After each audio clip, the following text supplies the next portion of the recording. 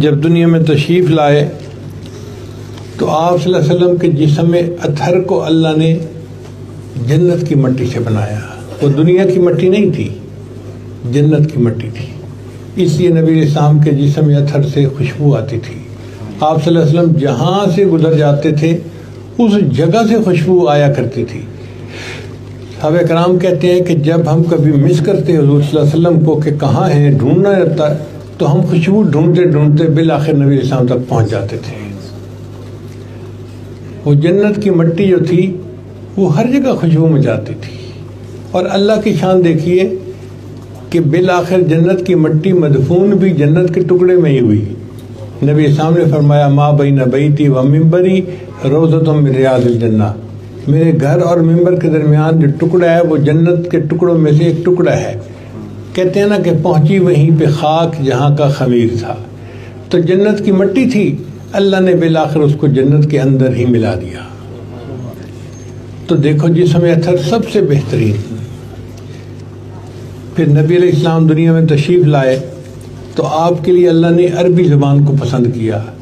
دنیا میں کئی زبانیں تھیں، عبرانی بھی تھی، سریانی بھی تھی، عجمی زبانیں بہت ساری تھیں، مگر اللہ نے عربی زبان کو پسند کیا. اور عرب لوگ اپنی زبان پہ اتنا ناز کرتے تھے کہ دوسروں کو عجم گنگا کہتے تھے کہ باقی تو گنگے ہیں، ان کو تو معافی ضمیر بیان کرنے کا سلیقہ ہی نہیں آتا. عربی میں جو فصاحت و بلاغت ہے اس کو تو پوری دنیا مانتی ہے. سمجھ میں صاف آ جائے فصاحت اس کو کہتے ہیں، اثر ہو سننے والے پر بلاغت اس کو کہتے ہیں.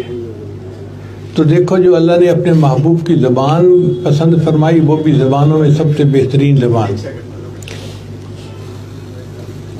پھر اللہ تعالیٰ نے اپنے نبی صلی اللہ علیہ وسلم کو جو حسن عطا فرمایا وہ بھی لاجواب. حدیث پاک میں آتا ہے کہ حسان بن ثابت نے کہا وَأَحْسَنَ مِنْكَ لَمْ تَرَ قَطُّ عَيْنِي وَأَجْمَلَ مِنْكَ لَمْ تَلِدِ النِّسَاءُ خُلِقْتَ مُبَرَّأً مِنْ كُلِّ عَيْبٍ كَأَنَّكَ قَدْ خُلِقْتَ كَمَا تَشَاءُ. اے محبوب آپ سے زیادہ خوبصورت کبھی کسی آنکھ نے دیکھا نہیں، اور آپ سے زیادہ جمال والا کبھی کسی عورت نے بچہ جنا نہیں. آپ تو اس طرح عیبوں سے پاک ہو کر دنیا میں آئے ہیں جیسے اپنی من پسند کا حسن لے کر دنیا میں آئے ہوں. تو اللہ نے اپنے جسم کو ایسا حسن و جمال عطا فرمایا تھا. جہاں آپ تشریف لاتے تھے وہاں روشنی آ جاتی تھی. سیدہ عائشہ کلانہ فرماتی ہیں کہ میں کمرے میں بیٹھی سی رہی تھی کپڑے اور میری سوئی نیچے گر گئی. اب میں پریشان کہ سوئی کو ڈھونڈوں کیسے، چونکہ تھوڑا اندھیرا تھا. اتنے میں میرے آقا صلی اللہ علیہ وسلم کمرے میں تشریف لائے، اتنی روشنی ہو گئی کہ میں نے سوئی اٹھا لی تو نبی السلام مسکرانے لگے. اللہ نے ان کو ایسا نور عطا فرمایا تھا جو ظلمتوں کو روشن کر دیا کرتا تھا.